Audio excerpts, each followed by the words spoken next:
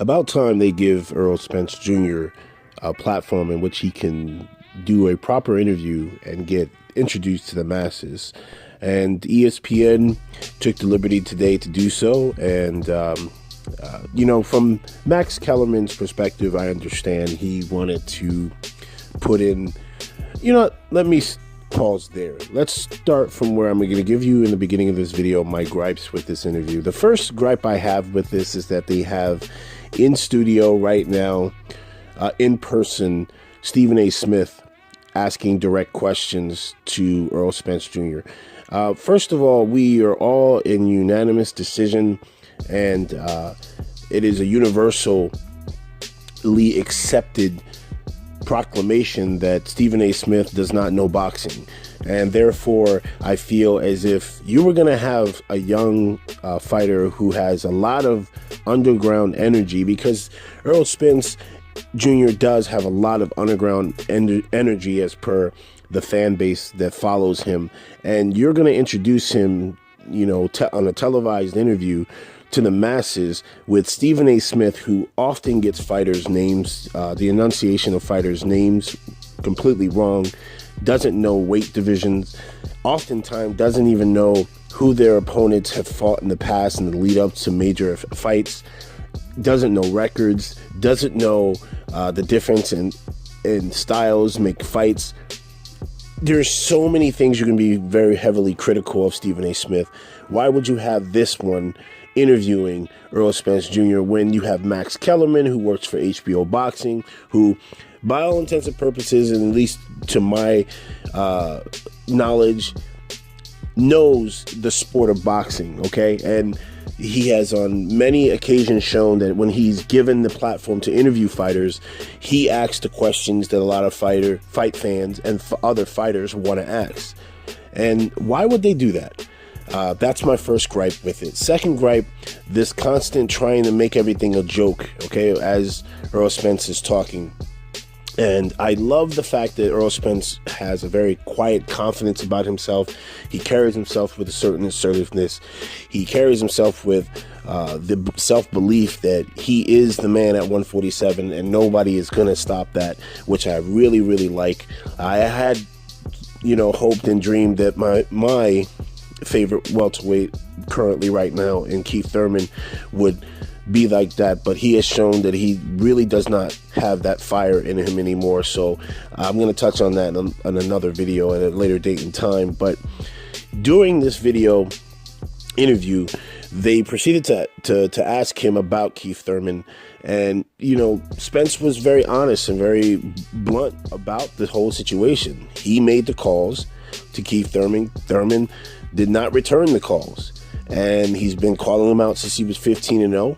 And Thurman has danced around this entire subject, which would be the subject of Errol Spence Jr. and he in the ring. And he doesn't see this fight happening, but he says that that's the biggest fight for him right now. And then we have the introduction of Max Kellerman all of a sudden. See, now this is where it goes into that double-edged sword here. While I like Max Kellerman, I feel that Max Kellerman is like the epitome of a company man. He will do whatever he has to do, whatever the big bosses tell him to do. And he jumps in and he's trying to push the topic of Terence Bud Crawford. When again, Terence Bud Crawford hasn't fought at 147 yet, okay? All right, we do know that Terence Crawford is a big boy, walks around 170 plus, okay? And gets down to, and he was fighting at 140. But that's the same for most fighters in the division. No fighter who fights in the division that he's in walks around at that weight in the division. Okay, that's just boxing facts.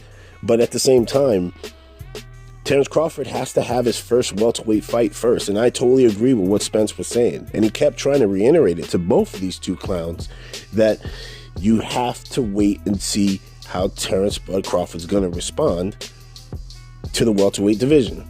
Okay?